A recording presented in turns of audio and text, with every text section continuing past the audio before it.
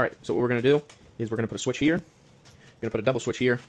And then we'll have a switch outlet here, and then that'll control this light, these vanity lights. And then I'll have a 6-inch light that goes right here, and a 6-inch light that goes here. That'll be controlled off of this double. No, that'll be just a single, actually. This will be a double, because this switch is going to go for the toilet, and then this switch is going to go for the shower. So I'll be able to turn these two 6-inch lights on right here, and then this 3-inch light right here, and then I'll be able to turn this 3-inch light on right here, and then obviously these vanity lights will get turned on over here. So we're going to put these boxes up.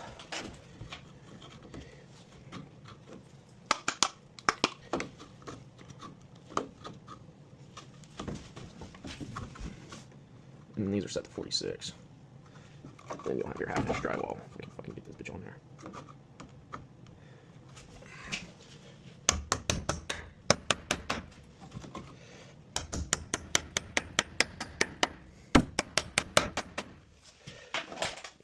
And if we have to, we hopefully. Maybe I want to. Now the trim will come out to right here. It'll be pretty close onto it. About 2.5. So we'll do a narrow trim right there because that'll sit probably right about there. That'll be alright.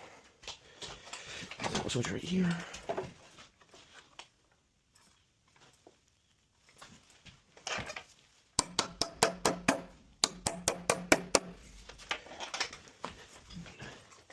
And these that are a little lower because you'll have your vanity right here.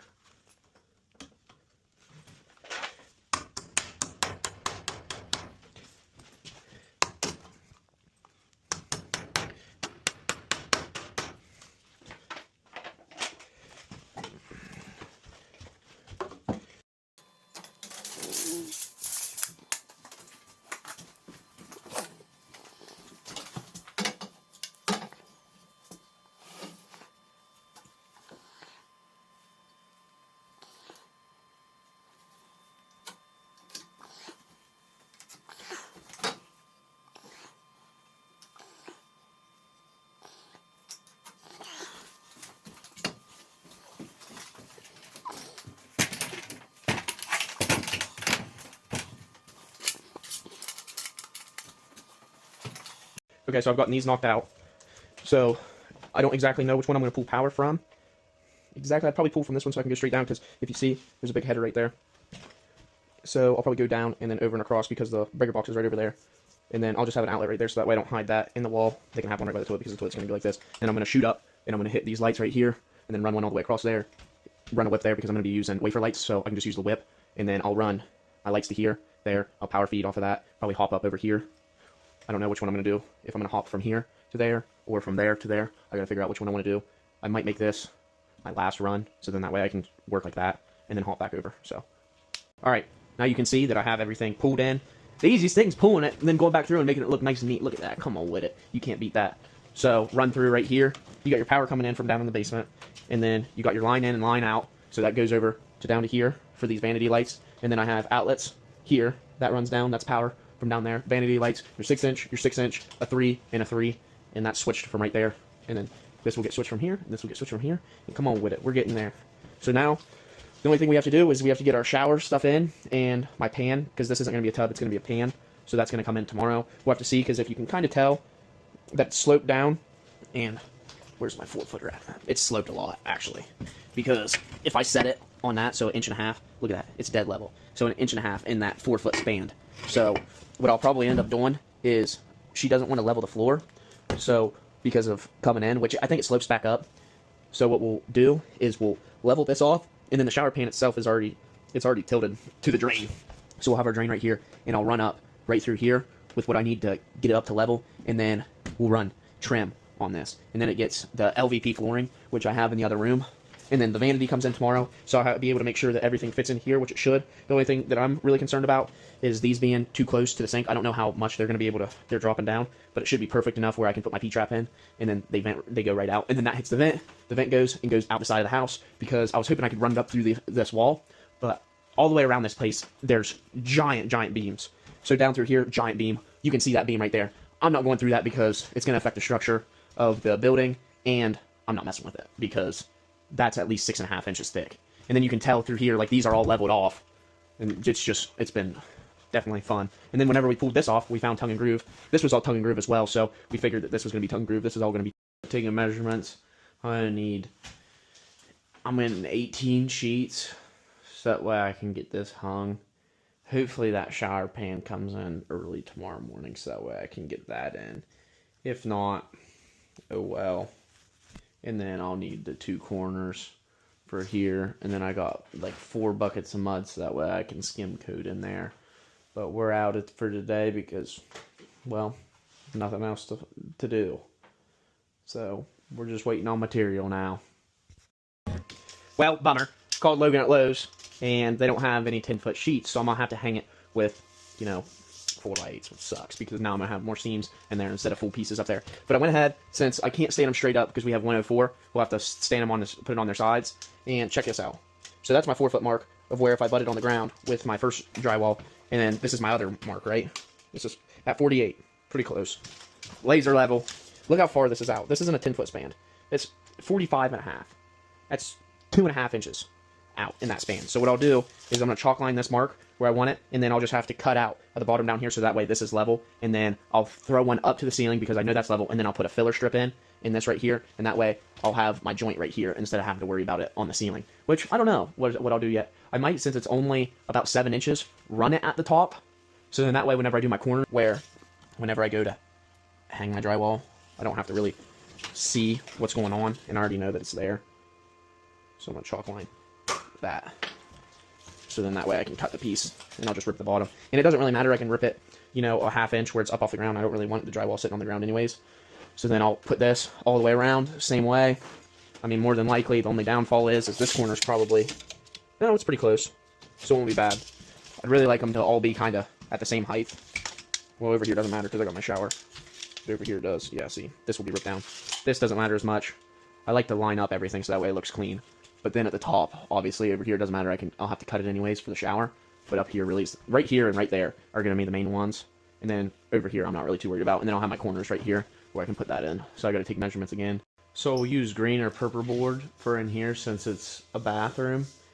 And what we're going to do is I'm hoping that we can, so we'll be able to run 2 sheets. So I'll be able to run them like this. So we'll stagger them, put the cut side probably on this side, and that way we can go back in there and make this a full cut and slide it back in, because if you look at that, it's 48 right there. I don't want to have that little of a piece, cutting in and trying to hold it all up together. So we'll come off of this, and it'll give us a little bit. So we'll do one full piece and notch this out and slide it back in for our ceiling. And then we'll be able to run, I believe, 10-foot sheets.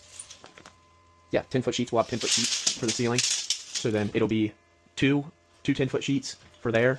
And then I like to stand mine up whenever I do drywall because I think it makes it look better and the seams a little bit better. And then whenever I get into a corner, this one's going to be a little bit different. Usually since it's out of level a little bit, which these are straight, so it shouldn't be too bad, I usually just cut the back side of the drywall, snap it in, and push it in, and get it to land on my 48 mark here, or wherever, my 2-foot mark. And then that way I don't have to worry about mud in corners at all. So that way I should be able to run, this is 10 foot.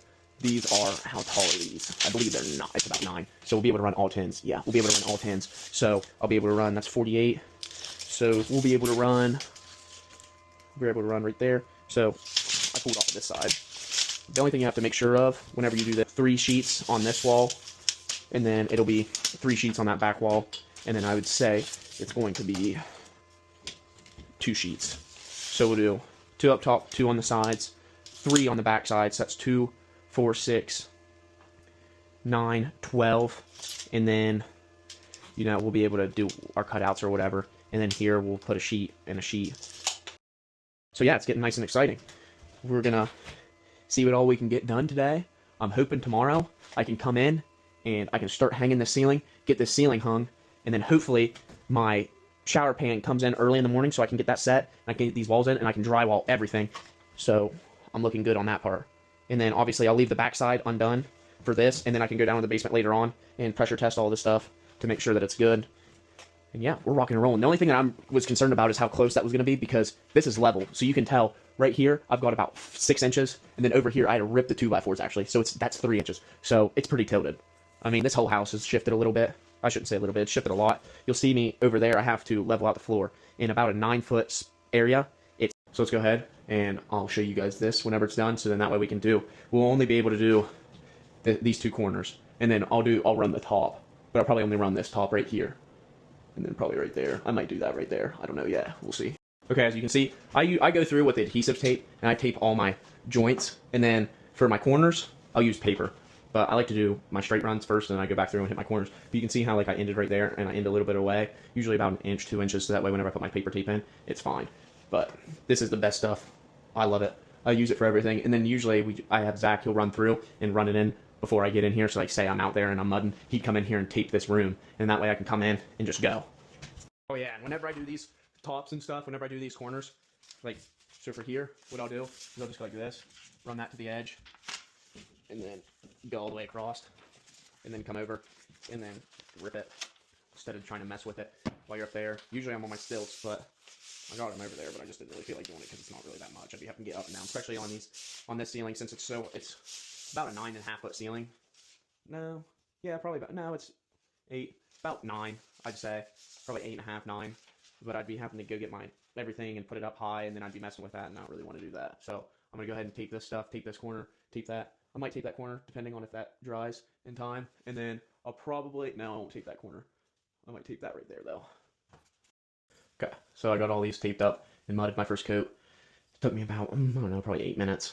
Not that long. It doesn't take that long, honestly. It'll soak in, dry, and be ready for a second coat by tomorrow. But I'm going to go ahead and hit that corner and this corner up top, and then that corner in the middle.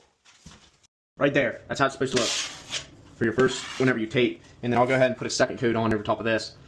And then that way, it'll be pretty well good. Alright, got that in over there. Looks like that because I don't know exactly where the shower is going to be, so I left a little tape there. And then we're going to let this dry. And alright, check them. Got the shower in. Shower is in. They didn't have a black drain, so I didn't get to put that one in yet. You can tell how deep that is. That's level right there. So what I ended up doing is I took the measurement. It was 1.5 inches, right on 1.5 inches. So I cut a 5-foot piece of 4 2x4s, and I just ripped them from nothing to 1.5 inches, and then I put it on the bottom, and then now you can't tell at all. You walk in it, you're fine. So you can definitely tell that the floor dips right here. So I don't know exactly if we're going to level this floor or we're going to have to just deal with it and put the trim. I know whenever I put the flooring in, it might make it a little difficult, but now you get the whole layout of the shower. I'm going to cut in, you see right here, access. I'm going to put an access in for that, and then the vanity is going to go here. Toilet's going to be going that way. You'll have a little outlet, and then they can put shelving or whatever they want on this wall. And yeah, so I'm going to, and then next thing, whenever you do showers, never put the drywall over top of this lip because it'll belly it out and it makes it look awful. You're supposed to cut it back like how that is, and then I'll go through and I'll 45, 20-minute mud or 90-minute mud it, and I'll fill it in, and then I'll sand it down, and then you'll never be able to tell. So usually what I end up doing is I'll fill this full quite a bit with 45, and then I'll put a piece of tape that runs all the way down here because I'll throw my laser on it to get it flush where it needs to be. I'll run a piece of tape, and then I'll lay to that piece of tape, and then I'll pull the tape so then it's a hard line right there. And then you can either put a little caulk joint because it'll crack eventually. That 45 will crack if it's moving back and forth too much. So I like to put a piece of a line of silicone down through there. And then for your joints right through here, you fill those as well. Fill this, and then really you're good to go. So yeah, I'm gonna go ahead and throw a coat of mud on. I like these metals more than the paper. I used to like the paper, and then I started using these metals, and I like them so much better. They're so much easier to use. So I'm going to go ahead and throw a coat on, and I'll show you guys after it's done. Come on with it. Look at that. That looks good. We got another coat on. Got this in. Got all this 20-minute mudded. We'll let that dry overnight. See that little hole? That's from the shower. So I'm going to have to throw another coat on up there. And then I should be able to hit with all-purpose after this once this dries. This will probably crack up, and it will shrink a decent amount. I got to see what it looks like in the morning to see if I want to throw some more 20-minute mud on, just to kind of let it set up. The only thing is with 20-minute mud that I realized is it's real chunky. If you don't sit there and mix it and mix it and mix it, it'll be chunky all the time. It won't be that smooth texture like a 20-minute or like a all-purpose or even like a lightweight. A lightweight's really smooth. I ended up, if you can tell the difference, I had to hit this with lightweight. That's what you can tell how the center is because I ran out. This is all filled nice full, and then you can tell right here is from the topping or the lightweight stuff. So I'll be able to come in tomorrow. What my plan is I'll take my big 16 and I'll run it all the way across the top, and that way I can hit that joint and the top corner as well. And then I'll run through each corner and I'll hit each corner. I'll let that dry, and then I'll take my smooth, my skim blade, my little skim blade, and I'll do another coat with my little skim blade, and then I'll put this on with probably a 16, or I might bring my 2-footer out and hit that. I love to hit these butt joints with my 2-foot skim. Like I'll run this with my 2-foot skim so that way it really fans it out, because here you got a nice little bevel. On my butts you don't, so then you take your knife and you run your own bevel in it. So I'll probably hit that with a 2-footer, that with a 2-footer, and I think that's the only one that I have. yeah, besides that one right there, I'll hit that one as well. So yeah, we're gonna hit it tomorrow and see what everything looks like. I'll probably, maybe I might start skimming that over there just to let this sit up and dry, or I'll pop over to another job right down the road. So yeah, let's get to it. See you tomorrow.